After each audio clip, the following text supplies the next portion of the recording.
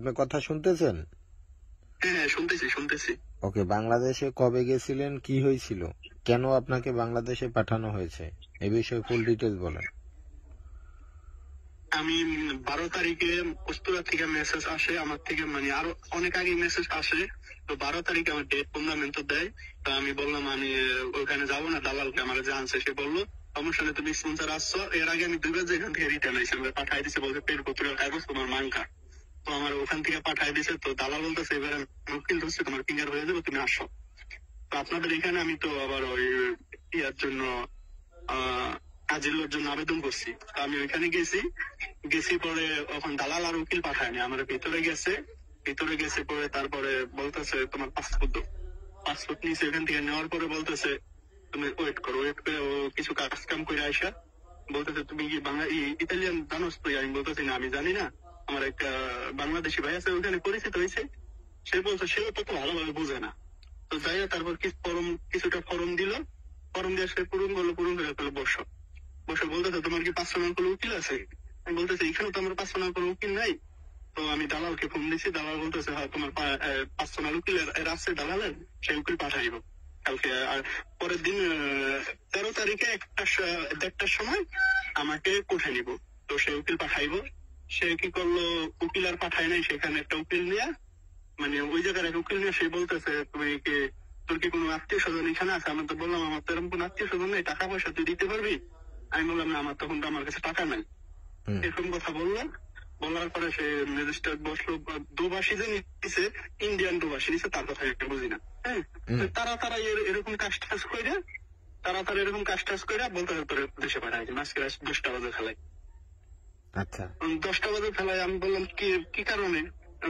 মানে বলতেছে তোকে পাঠাই দিন, তুই অবৈধ লোক, তোর ভিসার মেয়াদ নাই, এই কাজ করছে অন্য মালিকের, এই সেই করে তারা পাঠায় দিছে। আচ্ছা। তো আপনি বলেন না যে আমি একজন বাংলাদেশি, আমার ট্রান্সলেটর তো লাগবে, হচ্ছে বাংলা ট্রান্সলেটর যিনি বাংলা জানে, আমার দেশের একজন বাংলাদেশি ভাই লাগবে। তা তুমি এই অন্য দেশের একজন ট্রান্সলেটর কেন আনলা? সেটা তো আমি তো তাদেরকে বুঝাই বলতে পারি না, কিন্তু তারা রাগ হয়ে তারাই করে আচ্ছা, সুন্দর। এখন আপনার সাথে যিনি কথা বলতেছিল সে কোন ভাষায় কথা বলছে? সে হিন্দি ভাষা, আমি অতটা বুঝি না। তা আপনি কেন ওর সাথে হিন্দি বলতে গেলেন? আপনি কেন বললেন ওর সাথে হিন্দি? অথবা ওর সাথে আপনি বলেন না কেন যে আমরা তো হিন্দি আমার মায়ের ভাষা না, আমি হিন্দি আমি হিন্দি জানি না। আমি বলছি দেখ আমি হিন্দি জানি না।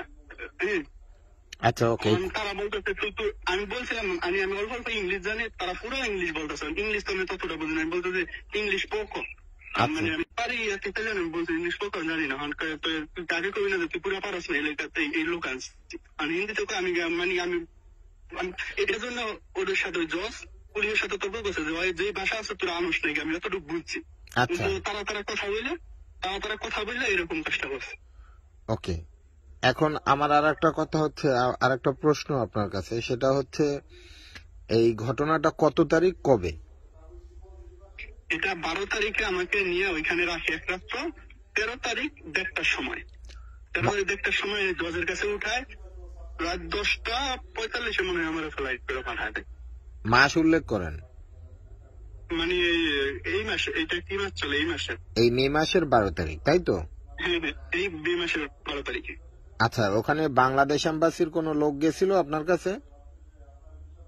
না, মানে এয়ারপোর্টে না, ইয়াতে কোন বাংলাদেশ এম্বাসির কোন লোকের দরকার পড়ে নাই? না, ওইখানে বাংলাদেশ এম্বাসির লোক যায়নি। আচ্ছা, ওকে, সুন্দর। এখন আপনার যিনি দালাল, ওর সাথে কথা হয়েছিল আপনার ওইখানে বসে?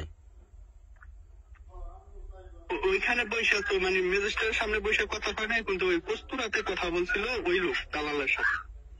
কোন লোক? পুলিশ কথা বলছিল? পুলিশ কথা বল। আচ্ছা, পরে? হ্যাঁ, আমি তো দালাল বলি না, আমি বলছি দেখ আমি তো তুই কথা কর। ওকে, ওকে। পরে দালাল আপনাকে কি বললো? আপনি দালালকে বলেন না এই সমস্যা হয়েছে? তো দালাল বলতেছে মানে উকিল পাঠাইতেছে, আমি উকিল পাঠাতে সমস্যা নাই। ও মনে করছে যে নিব ধরে হয়তো কাদিল মাইরা পাঠাই দেবো, কিছু কোনো একটা কেস করে পাঠাই দেবো। ও ভাবতে পারে না যে এইভাবে পাঠাই দেবো দেশ। ও সিরিয়াসলি নেয় না এই বিষয়টা। তা আপনাকে যেহেতু কোর্টে তোলা হয়েছে, তারপর হচ্ছে আপনাকে জেলে নেওয়া হয়েছে, তো সেই ক্ষেত্রে ও কিভাবে বিষয়টা সিরিয়াস নিল না? সেটাই তো ভাই, ও ও চাইছে যে আমি এই দেশে না থাকি, ও এরকমটাই মানে মনে হয় ওর ইয়াতে বোঝা গেছে এরকমটা যে আমি ওই দেশে না থাকি। আচ্ছা, আপনি টাকা দিয়েছেন টোটাল কত টাকা? আমি টাকা দিচ্ছি টোটাল, স্পন্সর আছে তো 20 লাখ টাকা নিছে। আচ্ছা, এই সম্পূর্ণ টাকাটা বাংলাদেশে বসে দিয়েছেন তাই তো? হ্যাঁ, বাংলাদেশে বসিয়ে দিচ্ছি টাকাটা। আপনার গ্রামের বাড়ি কোথায়? আমার গ্রামের বাড়ি শরীয়তপুর, নড়িয়া থানা, লুংশিন গ্রাম। আর আপনার পুরো নাম হচ্ছে সাদাত হোসেন তাই তো? মোহাম্মদ সাদাত হোসেন। মোহাম্মদ না, শুধু সাদাত সর্দার। সাদাত সর্দার না, আপনার ফেসবুকে লেখা হচ্ছে এমডি সাদাত হোসেন। কিন্তু আপনি যেহেতু এই দেশে ছিলেন, তো আপনার সাথে তো আমার ওইভাবে কোনো ক্লোজ দেখা হয় নাই। আমি তো হচ্ছে আপনি যখন ফেসবুকে এই গ্রুপের মধ্যে হচ্ছে আপনি মেসেজ দিলেন, তখন আমি হচ্ছে কালকে রাতে আমি হচ্ছে আপনি তো জানেন বৃহস্পতিবার কি পরিমাণ হ্যাঁ হ্যাঁ হ্যাঁ, লোক থাকে সেটা আমি আমাদের, জানি। সার্ভিস দিতে হয়। আপনাদের ওই সংস্থায় আমি গেছি কয়েকবারই গেছি আর কি সংস্থায়। আপনি নেপোলিতে কোথায় ছিলেন? আমি নেপালেতে চান্দনারে ছিলাম, আপনার সাথে পালমাতো ওই অনুষ্ঠানে দেখা হয়েছে। তারপর ওর ওই যে ইয়াতে গেলাম, আচ্ছা মানে কয়েকবারই। আবার শেখ হাসিনার যে পদত্যাগ মানে ওই ছাত্র আন্দোলনের সময় ওই সময় গেছি আপনাদের ওইখানে। আপনি হচ্ছে সানজান্নারতে ছিলেন তাই তো? হ্যাঁ হ্যাঁ, চান্দনারে তো ছিলাম। কিন্তু এটা দুঃখজনক সাদাত ভাই, আপনি যখন এখান থেকে ওইখানে ফিঙ্গার দিতে গেছেন, অথচ অন্ততপক্ষে একটাবার আপনার আমাদের হচ্ছে সংস্থায় পরামর্শ নিয়ে তারপরে যাওয়া উচিত ছিল। যেখানে এখানে দক্ষ লয়ার ছিল, আপনার হচ্ছে সোশ্যাল ওয়ার্কার ছিল, আপনি কেন তাদের একটা পরামর্শ নিলেন না? যাই হোক, যেটা আপনার সাথে হয়েছে, এইখান থেকে বাকি যারা আছে তারা শিক্ষা নেক, ঠিক আছে? এখন আপনার সাথে যেটা হয়েছে খুবই দুঃখজনক। এখন আমি দেখি যে এটার সলিউশন কি, ইভেন কি আপনার জন্য কি করা যায়। আমি হচ্ছে এই বিষয়ে একটু ঘাটতেছি, ঠিক আছে? লয়ারের সাথে কথা বলি, দেখি লয়ার কি বলে। আর আপনি একটা কাজ করেন, আপনার ভিসা কপিটাও একটু কষ্ট করে আপনি আমাকে মেসেঞ্জারে পাঠান, আমি লয়ারকে দেখাই। ওকে? আর ওই যে ইয়ে করছে তেমন ভাই, মানে আরেকটা উকিল বলছে যে আমাকে মানে এখনো 40 দিন সময় আছে এটার আপিল করার।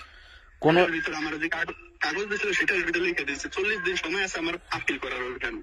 আমার কথা শুনেন, আমি বিষয়টা আগে আপনার যিনি এখান সোশ্যাল ওয়ার্কার, ঠিক আছে, আমি ওকে অবহিত করতেছি। তারপরে ও হচ্ছে আপনাকে আমাকে কি বলে, তারপর হচ্ছে আমি আপনাকে এই বিষয়ে আপডেট জানাচ্ছি, ঠিক আছে?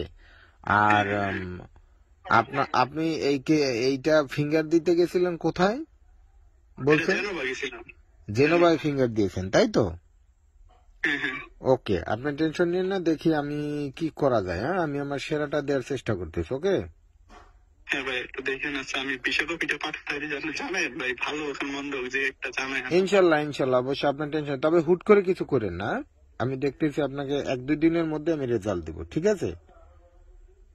কেন আপনি এখন বাংলাদেশে আছেন, কোন লয়ারের সাথে কথা বলতেছেন, কি করতেছেন আপনিই ভালো জানেন। কেননা আমি কোন লয়ারের সাথে কথা বলি না। সেখানে আমাদের মাদারীপুরের একজন মানে দুভাষী ট্রান্সলেটার আছে, তার সাথে একটু কথা হয়েছে। সে বলছে তার লয়ারের সাথে কথা বলছে যে এটা নাকি সম্ভব এখনো আনা, মানে রিটার্ন ভিসা দিয়ে আনা, মানে ইন ভিসা দিয়ে, মানে এখনো ভিসা দিয়ে নেওয়া সম্ভব। এটা উচ্চ আদালত আপিল কইরা এইটার আমি তো আর জানি না। এইটা আমি দেখি এইখানে যে আমাদের যিনি লয়ার, আমাদের যিনি প্রেসিডেন্ট, লয়ার তো না, আমাদের যিনি প্রেসিডেন্ট, সে কি বলে তার মতামতের উপরে হচ্ছে ভিত্তি করবে আসলে কতটুকু সত্য আর কতটুকু মিথ্যা। ওকে? আমি তো আপনাদের ওইখানে মানে ওই যে ইয়ে করছিলাম, ওই যে আপনি কোনো টেনশন করেন না, আমি বিষয়টা সিরিয়াসলি দেখতেছি। আমি দেখি ওনাদের সাথে কথা বলে পরে আপনাকে জানাবো। ওকে?